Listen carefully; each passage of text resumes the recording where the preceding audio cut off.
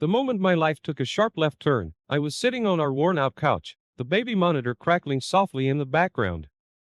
My wife, Lila, and I had just put our 6-month-old son to sleep, a task that felt like a small victory in the chaotic world of new parenthood. "We did good, huh?" I said, trying to break the silence that had settled between us like an uninvited guest. "Yeah, we did," Lila replied, but her eyes were distant, her mind clearly elsewhere. That's when she dropped the bomb. "I've been thinking. Maybe we should try an open marriage." I swear my heart stopped. "Come again?" I asked, hoping I'd misheard. Lila went on, talking about freedom, exploration, and not wanting to feel trapped. I couldn't believe it. Here I was, thinking we were the perfect little family, and boom, she wanted to see other people. After a night of tossing and turning, I agreed to give it a shot. For us, for our son. Maybe it was the sleep deprivation talking, but part of me thought this could actually work. So, we set some ground rules and jumped into the deep end. Lila seemed to dive right in, meeting people, going out more. She'd come home with stories that made my stomach twist, but I kept my word and tried to be supportive. Meanwhile, I felt like a fish out of water. I went on a few awkward dates, the kind where you count the minutes until you can make a polite exit. Every time, I come home feeling more out of place than ever. One night, as Lila shared yet another adventure, something inside me snapped. "Do you ever think about how this affects me?" I blurted out, her face fell, and for a moment, I saw a flicker of the woman I married, the one who seemed to have gotten lost in this whole open marriage experiment. But instead of answering, she turned away, leaving me to wonder if we'd ever find our way back to each other. Just when I thought my life couldn't get any more twisted, it did. Standing by the office coffee machine, nursing a burnt tongue and a bruised ego, I bumped into Sam, a colleague from a couple of floors up. Our casual chat over the quality of office coffee, terrible, by unanimous verdict, somehow turned into one of the most genuine conversations I'd had in months. Sam, with her easy laugh and knack for seeing right through my fine facade, became a beacon in the murky waters of my life.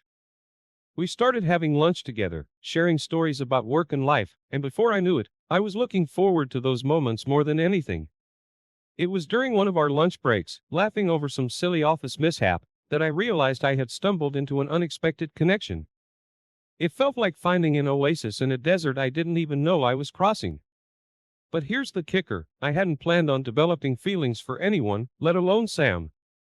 It just happened. When Lila found out, her reaction was as unexpected as a snowstorm in July. "You're seeing someone? Like, seriously seeing someone?" she asked, her voice a mix of disbelief and anger. The irony wasn't lost on me. After months of her telling me about her dates, her adventures, her freedom, the tables had turned, and she didn't like it one bit. Our home turned into a battlefield, with arguments flaring up over anything and everything. Lila demanded I end things with Sam, slamming me with accusations and jealousy. The more she ranted, the clearer it became, this open marriage was a one-way street, and I was going the wrong direction. I started questioning everything, our marriage, my happiness, the very fabric of our family. I felt like a puppet in a play I hadn't auditioned for, trapped in a role I no longer wanted. The joy and connection I found with Sam only highlighted the chasm in my marriage, a chasm that seemed too wide to bridge. Then, as if my life needed more drama, Sam dropped a bombshell. Over coffee, in the same spot where we first met, she told me about her past, a tapestry of challenges and triumphs that added layers of depth to her character. She spoke of her struggles and victories with a vulnerability that made me admire her even more. Each revelation, each shared secret, drew us closer. Sam wasn't just a colleague or a friend, she was becoming my confidant, my source of strength amidst the chaos of my life. It was a connection that went beyond the casual encounters I had resigned myself to in the open marriage experiment. The realization hit me hard, I was done. Done with the arguments, the jealousy, the constant tug of war for happiness. I wanted more, something real and profound, not the shadow of a marriage Lila and I had left. Confronting Lila about my decision was one of the hardest things I've ever done. "I can't do this anymore," I said, the words heavy with the weight of our fractured dreams. "This isn't what I want. It's not making either of us happy." Her reaction was a mix of anger, disbelief, and, beneath it all, a hint of regret. But the die was cast. I had glimpsed a different future, one where I wasn't just surviving but thriving. And I knew, deep down, that's where I needed to head, towards a life where I could find happiness, not just chase it. From the moment I woke up that day, I knew everything was about to change. It wasn't just another Tuesday. It was the day I decided I couldn't live in the shadows of what used to be my life. Sitting across from Sam at our now favorite coffee spot, I found something in her eyes that I hadn't seen in a long time: hope. Sam and I had grown close, way closer than I ever thought possible with someone who wasn't my wife.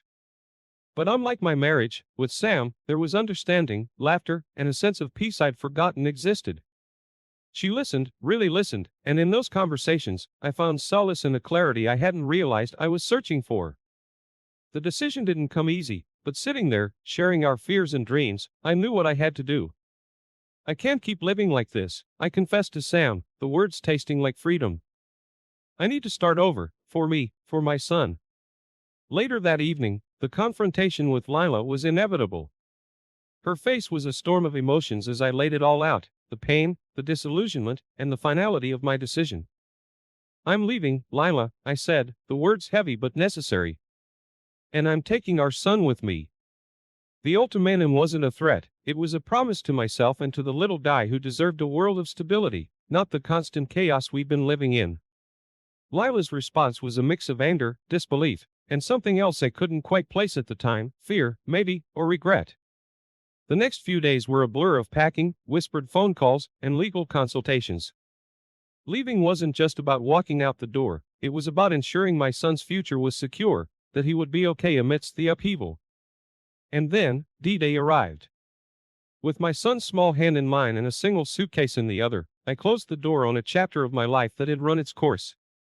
The weight of that moment, leaving behind not just a house but a whole life, was almost crushing. But as we drove away, I felt a weight lifting off my shoulders, the first breath of freedom filling my lungs in what felt like forever.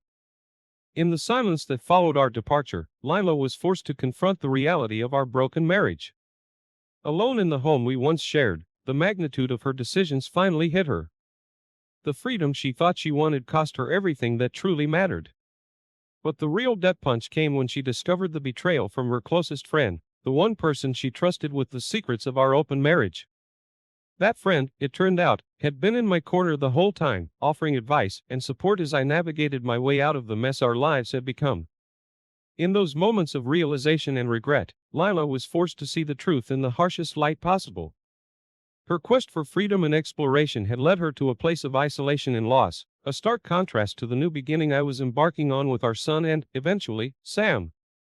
As I looked in the rearview mirror, driving towards a future filled with unknowns but also with hope, I couldn't help but feel a pang of sadness for Lila. But some lessons, as harsh as they are, come too late, and the price of learning them is often higher than we're willing to pay. Life has a funny way of turning tables when you least expect it. Sitting in my new apartment, sunlight streaming through the window, I couldn't help but marvel at how different everything looked now. Sam and I, we were solid, more than I ever dared to hope for. It was like we were pieces of a puzzle that fit together perfectly, making sense of a picture I didn't even know was incomplete. Our relationship had deepened, evolving into something real and substantial. We shared mornings over coffee, discussing everything from work projects to the mundane details of daily life, and it felt right. Evenings were spent in laughter, cooking together, or unwinding with a movie, comfortable in the silence that spoke volumes of our mutual understanding and affection. But as my life moved forward, Lila's attempts to pull me back into the past grew more desperate. She called, sent messages, even showed up at my office once, pleading for another chance. "We can fix this, can't we? For our son?" she'd say, her voice cracking with a mixture of hope and desperation. It was heart-wrenching, seeing her like that, but my decision was made. My life with Sam and my commitment to my son's happiness and stability were my priorities. I couldn't undo the choices that led us here, nor could I return to a life that no longer existed. The custody battle was the inevitable next step, a grueling process that tested every ounce of my resolve. Lila fought hard, driven by a mix of guilt, regret, and a fierce love for our son. but my determination was fueled by the conviction that I was making the right choice for his future.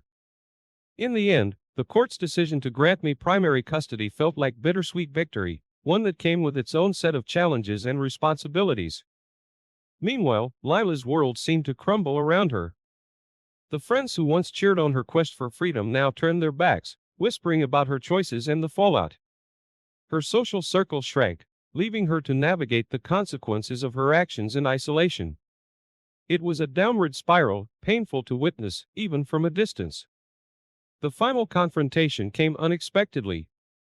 Lila, looking worn and defeated, asked to meet. As we sat across from each other, the air heavy with unspoken words, she finally broke the silence. "How did it come to this?" she asked, her eyes searching mine for answers I didn't have. It was then, in that moment of raw vulnerability, that I shared the depth of my unhappiness in our marriage, the relief I felt now, and the hope that Sam and my new life brought me. It wasn't said in anger or spite, but as a simple truth that needed to be acknowledged. As I walked away from that meeting, I couldn't help but feel a mix of relief and sorrow. My professional and personal life were thriving, a stark contrast to the ruins of the life Lila and I once shared. It was a sobering reminder of how choices define us, for better or worse. In the end, Lila was left to face the consequences of her actions alone. It wasn't a triumph for me, there was no joy in witnessing her downfall. But it was a necessary closure, a finality that allowed us both to move forward, albeit on separate paths. Life, I realized, is a series of choices, each with its own set of consequences.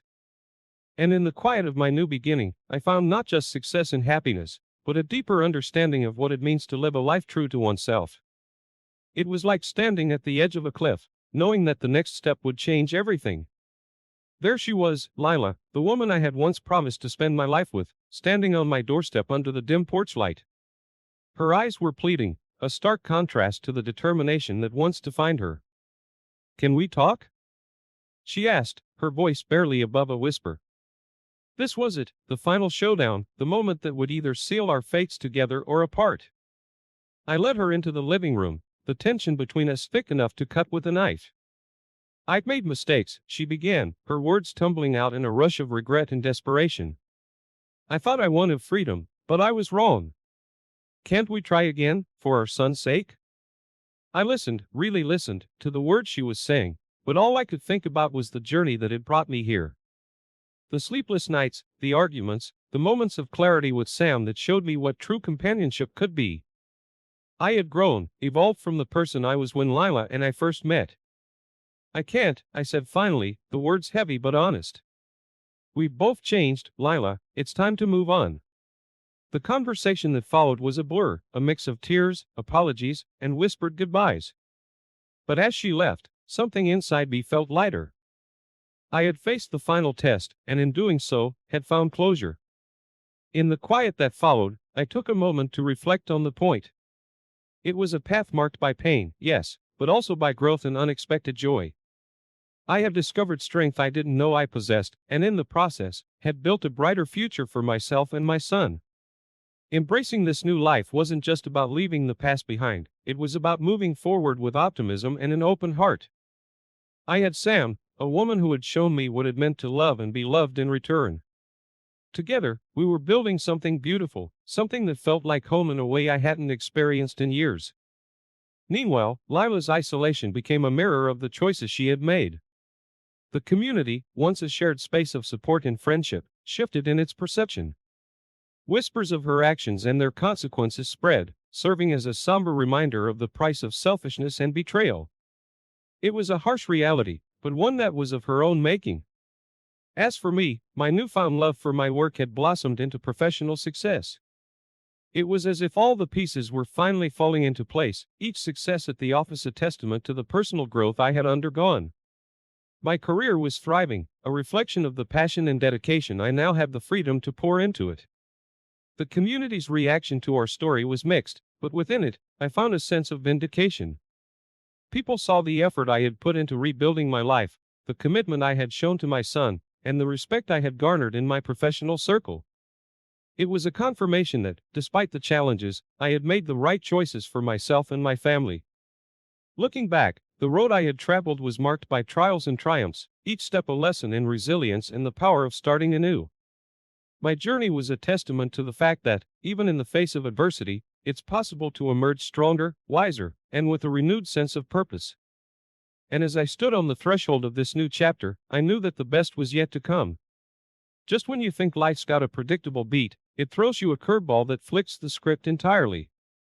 That's exactly what happened to Lila, my now ex-wife, who thought she had a shot at turning things around. She'd been making these small, tentative steps towards redemption, volunteering at community events, and trying to rebuild some of the bridges she'd burned. But fate, it seems, had other plans. One day, she received a letter, the kind that feels like a punch in the gut.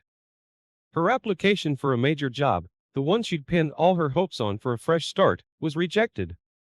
Not because she wasn't qualified, but because of the ripple effects of her past actions.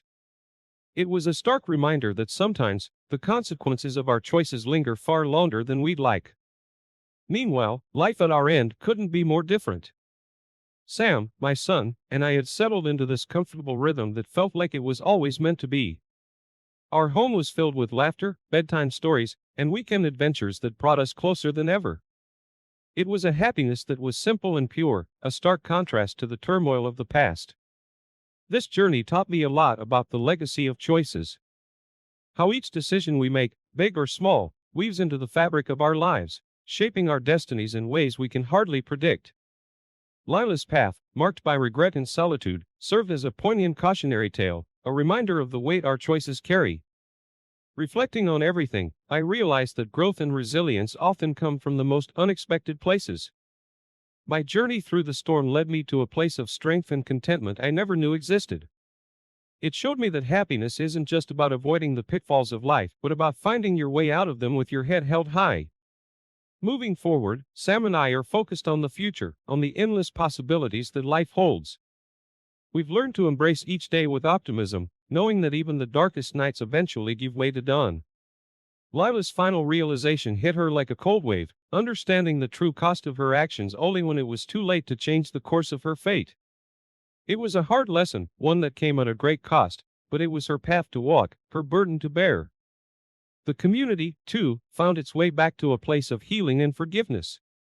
It's amazing how adversity can bring people together, teaching us the value of compassion and the strength of unity. We learn to support each other, to rebuild the bonds that were frayed by conflict and misunderstanding. In stepping into my new role as not just a father and partner but also a figure of resilience within the community, I found a sense of purpose I didn't know I was searching for. It was as if all the pieces of my life were finally clicking into place, each one fitting perfectly to create a picture of hope and renewal. Ever think back on a choice you made and wonder, what the heck was I thinking?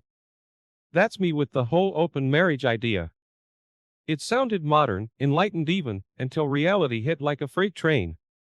Looking back, I see the maze of complexities and challenges it brought into our lives. It wasn't just about seeking new experiences, it was a test of our understanding and commitment, a test we failed spectacularly. Lila's journey after our split was a tough one to watch from the sidelines. She wandered down a path of introspection, grappling with the choices that led her to a life of solitude and regret. It was a solitary journey, one filled with hard lessons about love, loss, and the consequences of our actions. Meanwhile, I focused on rebuilding my life, this time with a foundation of positivity and clarity. Sam and our son were my beacons of hope, guiding me towards a future that was bright and filled with promise. But the contrast between my life and Lila's couldn't have been starker. While I found happiness and stability, she was left to face the shadows of her decisions, a poignant reminder of what happens when we lose sight of what truly matters. The final lesson of our story isn't a simple one. It's about the importance of understanding, commitment, and the willingness to face the consequences of our choices. It's a lesson that came at a high cost, one that changed the course of our lives forever. As we look into the future, the long-term impact of our choices becomes clear. For our son, the stability and love he found in our new family structure became the cornerstone of his happiness and growth. For Lila, the journey was a harder one, marked by moments of reflection on the loss that could never be fully recaptured. The moral compass of our story points to a simple truth. Relationships are complex, and the choices we make within them can lead us down paths we never anticipated. It's a tale that serves as a guide, encouraging us to tread carefully and consider the impact of our actions on those we love. Lila's moment of reflection on her loss was a stark reminder of the true value of what she had given up. It underscored the profound realization that sometimes we don't recognize the importance of what we have until it's gone. My commitment to growth, both personally and professionally, became a source of inspiration not just for me but for those around me. It was a testament to the fact that even in the face of adversity, we have the capacity to rise, to change, and to find fulfillment in ways we never imagined. As we conclude this story, the final message to readers is one of introspection and the pursuit of genuine happiness. It's a call to examine our choices, to understand their implications, and to strive for a life that reflects our truest selves. Our narrative delves into the depths of human nature, exploring the complexities of selfishness, betrayal, and the incredible capacity for change. It highlights the stark contrast between the story's beginnings and its endings, showcasing the transformative journey of our characters. In the end, the reflection on love and betrayal leaves an indelible mark on our lives. It's a compelling close to